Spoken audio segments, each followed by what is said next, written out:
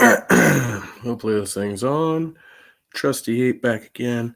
A little bit of a test stream, a little bit of a review. Hoping this works. I'm checking out my internet connection here in a darkened room.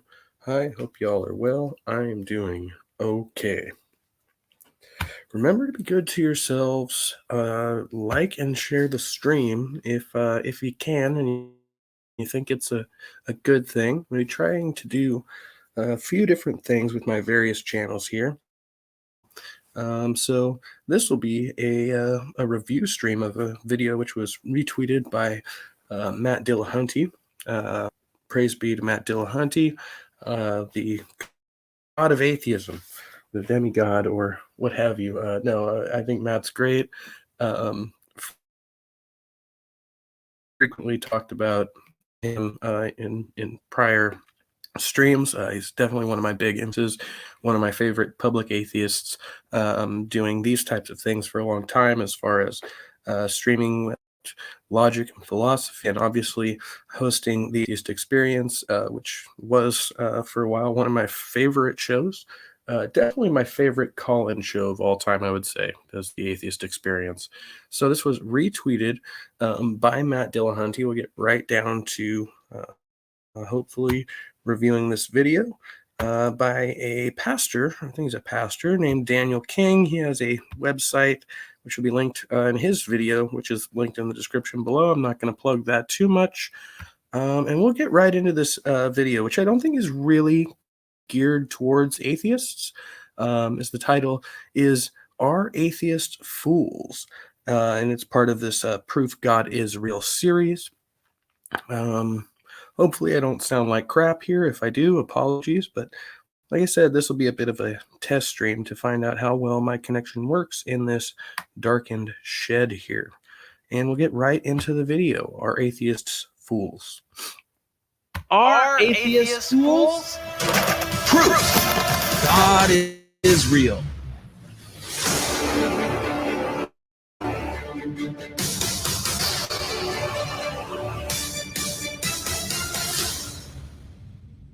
The life of an atheist is sad because it's going nowhere. Once there was an atheist who died and was buried. On his tombstone was written, "Here lies an atheist, all dressed up and no place to go." Well, I mean, first of all, right there, that's just super condescending. As I said before, I don't think this is geared towards atheists, or maybe it's geared towards what you'd call weak atheists, who are not very certain in their conviction, maybe people who are deconverting. So this is a scare tactic, right? All dressed up and nowhere to go. Well, a lot of people get cremated. Some people's bodies are never even found. Maybe you went and got buried in your birthday suit as your last wishes. I don't know, but this assumption, and I've never heard this. I guess it's probably an aphorism, I think is a term I've been using a lot lately. I'm pretty sure that's an aphorism. He was saying like it was popular at some point. Yeah, here lies an. I'm sure that was not carved up in their tombstone. He's just being an asshole right now. So, when the atheist Christopher Hitchens died, I tweeted, either Hitchens knows he was wrong or he does not know that he was right. Of course, I was attacked viciously by the atheist Twitter community. In some ways, I have great respect for atheists. They believe strongly in evidence. They're skeptical. They reject non-scientific mumbo-jumbo. So you have great respect for atheists, Daniel, and yet you would just kind of disregard the whole belief, or disbelief rather, right? And by trying to use this scare tactic. Okay. So that's, again, just this is a very condescending tone throughout this video. Be forewarned. It'll probably be a bit triggering. And woo-woo claims of pseudoscience. They reject superstition. They're willing to change their minds as evidence changes. Even if atheists have not found the right answers, at least they're asking life's big questions. But in other ways, I feel deep pity for atheists. They value evidence above all else, but they cannot see the overwhelming evidence for God's existence. It is intellectually dishonest to deny God's existence, since all creation shouts There is a God. As G.K. Chesterton wrote in his Father Brown Mysteries, what we all dread most is a maze with no center.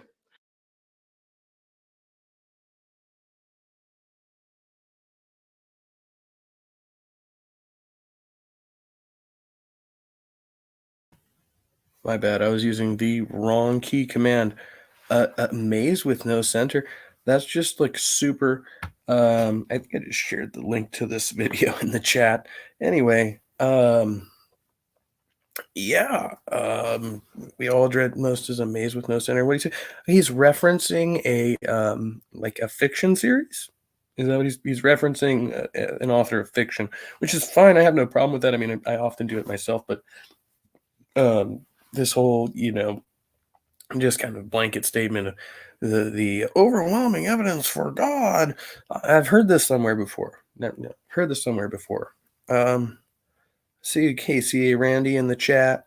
I'm not sure how my connection's going right now. Hopefully it's not too bad. I presume so, or I'll find out later, whatever the case may be. Court so far has gone okay. I still have pending court dates and more up with that. For those interested, I will keep y'all updated. It's serious stuff, and it's not something I want to downplay. I've definitely got my own responsibilities and behaviors to work on, and just going to have to do my best to be a good father to my child, and try not to get myself in any more frickin' trouble. That's the objective here. So please tell me in chat. It looks like I'm seeing chat if I sound like junk. I see my internet connection is a bit unstable. I'm just trying to work with it. So hopefully it's not really terrible on your end. StreamYard's been doing kind of a bang up job lately at kind of pushing these things through. So I'm just going to keep going with it.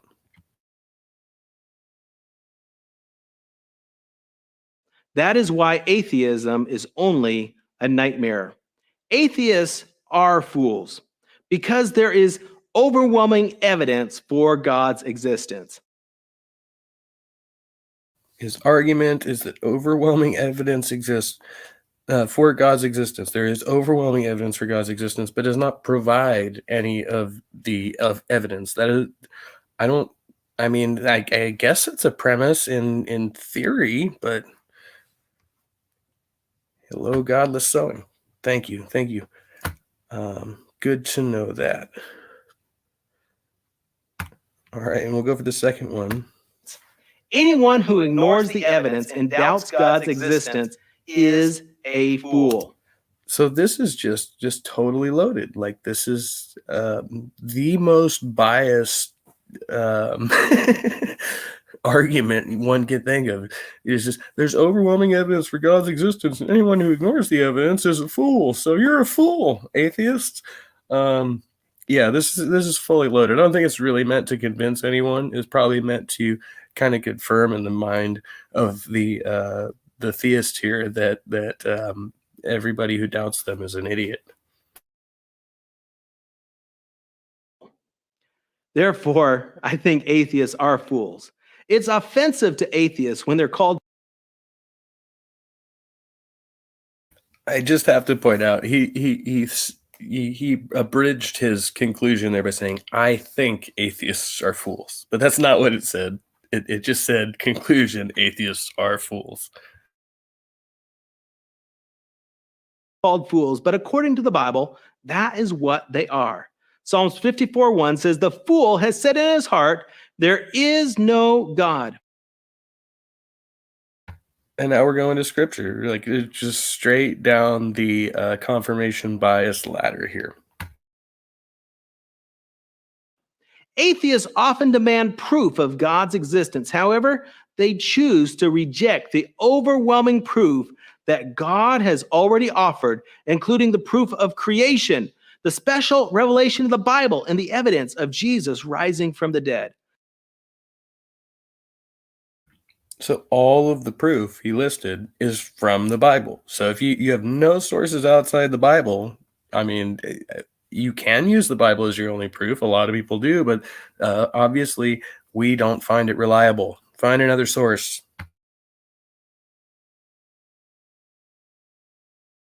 So, what proof would the atheists find acceptable? They want to place God on a workbench in a lab and measure him, weigh him, and test his reflexes. One atheist explained, I want to see God write my name with his finger in the sky. All of creation points to the existence of a creator. That's actually really funny. We should all collectively pray for the God of the Bible to write our names in the sky and see what happens.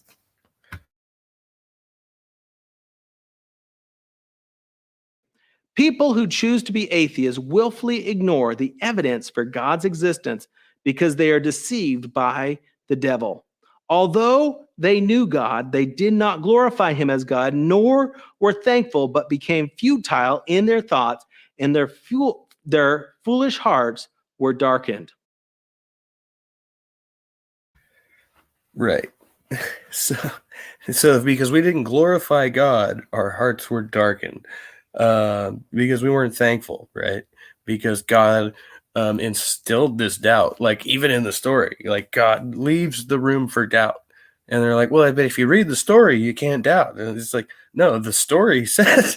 So it's a constant contradiction here. Although they knew God, right? If I knew God, I wouldn't be doubtful. That doesn't make any kind of sense at all.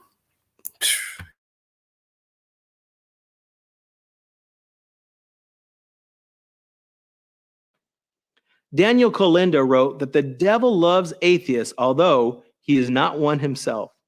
Or, as the Usual Suspects movie puts it, the greatest trick the devil ever pulled was convincing the world he didn't exist. You just cite the Usual Suspects. This guy in fiction, he doesn't realize his Bible is fiction, right? But the Usual Suspects, I'm fairly certain, is also based on a novel. So, good job, Daniel. True wisdom begins with the acknowledgement of God's existence. The fear of the Lord is the beginning of wisdom, but fools despise wisdom and instruction.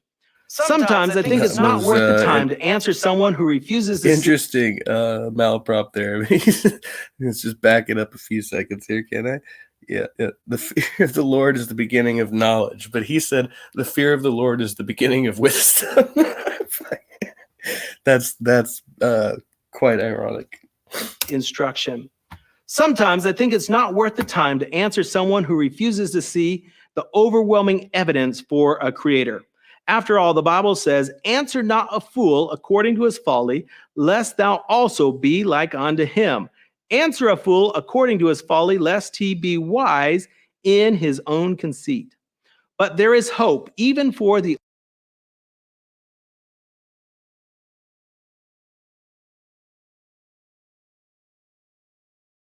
Muted. Damn mic button. It's not working for me. Answer not a fool according to his folly, lest thou also be like unto him. That's so you're not supposed to commit the same error as the person you're calling foolish, I guess. Sure, fool. This just doesn't even make sense to me. Lest he be wise in his own conceit. I'm totally lost in what the hell that's supposed to mean, but I guess I'll let Daniel King explain. Be wise in his own conceit. But there is hope, even for the hardcore atheist.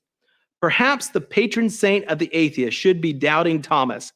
He demanded very verifiable proof of Jesus's resurrection. I know Doubting Thomas, very cool YouTube user. If you don't know Doubting Thomas, I'm sure that's not who we're talking about, but the Nation of Islam uses the same arguments as Godless Selling's comment here. This douche is using, and there are like so many appropriations, and well, obviously is a shared uh, the I don't know, theology. Is it shared theology, right? Because they're all Abrahamic, so they just differ in certain parts of the story, I guess.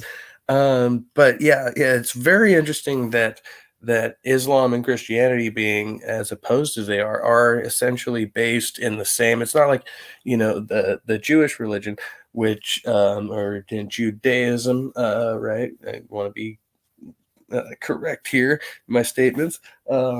They they don't have as much beef, right? It's all Christianity and Islam that seems to have this really, like it's not just a little beef. It's a blood beef. Gotta love that shit. Yeah, doubting Thomas, and he says he should be the patron saints of atheists. In the end, doubting Thomas, I think, was a believer, right? He just didn't believe the freaking resurrection. Tobin, see you in the chat. Oh, you couldn't see me. I did the horns, but I'll turn it on for a second. Erg. I'm keeping my camera off because my internet connection is spotty right now, and I'm in a dark room anyway. So, okay, we'll go back to this thing.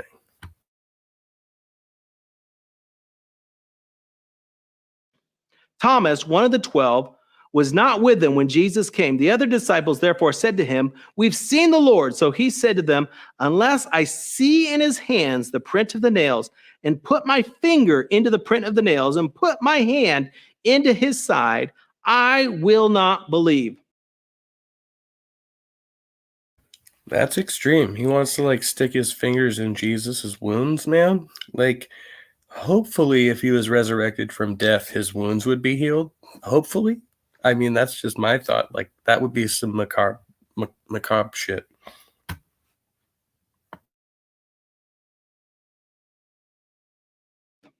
And after 8 days, his disciples were again inside, and Thomas was with them. Jesus came with the doors being shut, and he stood in their midst and said, "Peace to you."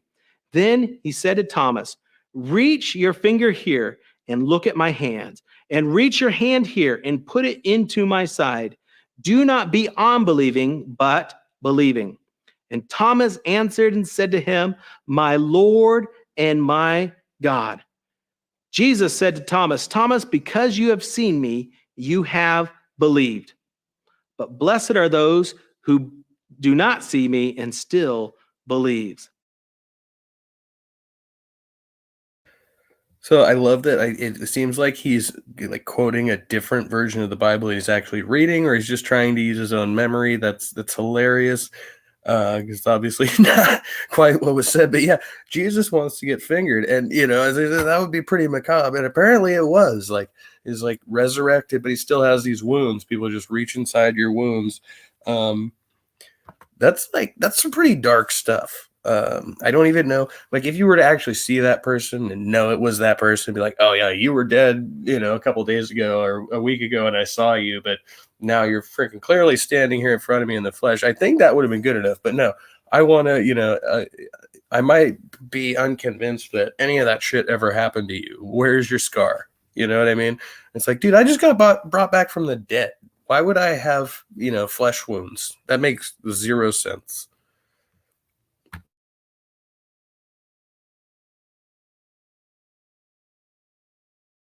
Jesus offers Thomas the chance to test the resurrection with his own finger. But Jesus says it is better to believe without proof. In the same way, God is willing to offer proof to the atheist who sincerely searches for it, but those who believe without seeing will be even more blessed. Oh, I love that. Yeah. I'm gonna offer, you proof, but if you just blindly believe it without proof, you're even more blessed. You're even better. You're better than yeah.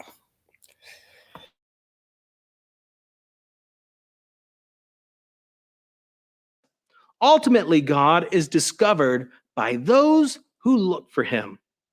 As Jesus said to the two blind men who were seeking healing, According to your faith, be it done unto you.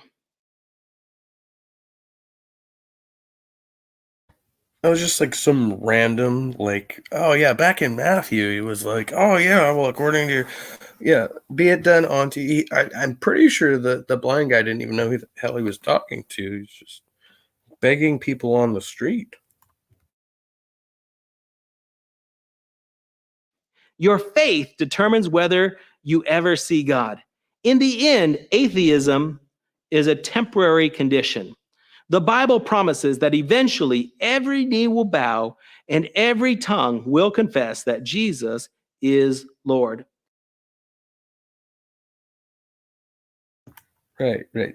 Some of us will just be yelling it from hell, I suppose, as we're burning. I don't even think that would be on your mind. Like, if you're actually in hell, you'd be like, fuck, I was wrong, I was wrong. You'd be far too busy with the actual eternal torment and torture to second guess yourself at that point. But you know, according to some people, every knee will bow, every tongue will confess. You know, Romans. Don't listen to that guy. Every atheist will someday be presented with irrefutable proof of God's existence. No, sir, because then you would have nobody ever, no atheist would ever go to hell if that was the case. Is that your argument? Like, you're going off the rails here. Like, you just seem to be saying that people can't, you know, this is like the no true atheist thing. Like, we're all just in denial. But eventually, we're all going to know about it. Well, if eventually we all turn back to God, then we all go back to heaven. And there's no hell, and that's all fallacy. Is that your argument? Because I can't tell exactly what you're saying there, Daniel King. When he or she stands in front of the throne of God. But by then, it will be too late. But it is not too late for you. You're alive. You're watching this. Wait. Again, now, eventually we'll all be in front of the throne of God, but that'll be too late. But it's not, unless it's too late. When the fuck is too late? Like, if you see God, you're eventually going to give in. They'll be like, oh, it's too late. Well, God doesn't even look at you. I know you don't even make it to the freaking pearly gates, as far as I know. You just go straight to hell. He hasn't said anything about hell, as far as I can tell, in the speech. Maybe he's one of those Christians who doesn't believe in that. I'm not really sure. But yeah, this whole video has just been this scare tactic. Well, eventually you're going to find out, boy. This video, you can be saved. If you call on Jesus, the Son of God, he will save you from your sins. Believe in God, believe in Jesus, and Jesus will save you. If you want more, Oh, well, that was quite compelling, especially that intro outro music. I love it. They make it like an action movie. The last action Jesus. Dun dun dun dun dun. And with that, trusty ape, stupid monkey here in a darkened room. Much love to y'all. I got Godless Sewing, Tobin Templeman, KCA Randy in the chat. Anybody else watching, past, present, or future tense? This is the Trusty Ape podcast coming back for it. So yeah, don't engage in domestic violence. It sucks. We got that for sure. That's just we'll do a PSA on that soon. I am safe from harm at this point, more or less. I'm staying with family. I have some pending court dates, things going on, family matters. But I'm all right. It looks like the worst is behind, and hopefully we'll be picking back up some content on here. Thanks to my Patreon supporter, Secular Pagan Mom. If anybody else is able to go in over there and pitch in a few bucks, it's cool. You get a free sticker for the top 2 patron slots. The max is $10. I'm keeping it super low right now, just to try to get a few people on board. And I'm also working on the Stupid Monkey Philosophy channel, where I will be continuing my series on John Locke, U.S. government, and the philosophy behind personal autonomy and liberty. So that's been my project, aside from all my other projects. And here we are again. Love y'all. Hopefully this stream has been mildly successful. We got 30 minutes out of a 6.5-minute video, so that's a plus. And I'll probably do a live open room again once I get the connection here all worked out and make sure that I'm not having any funkiness. So with that, I think I'm just gonna sign off. Happy Saturday to you all, and I hope you have a lovely rest of your weekend. Thank you for coming, and we will see you next time. Trusty 8 Podcast, signing off. Welcome to Stupid Monkey Philosophy Channel, a Trusty 8 co-production. I'm your host, Kevin Chaos. Don't forget to subscribe, share the content with your friends. If you are able, please consider supporting the channel via one-time donation to my PayPal account, monthly subscription to my Patreon, or by purchasing downloadable music content via my Reverb Nation or Bandcamp pages. Links in the description below. For inquiries and collaborations, please contact me at stupidmonkeyphilosophy@gmail.com. That's stupidmonkeyphilosophy, all lowercase, all together, at gmail.com. Thanks for watching.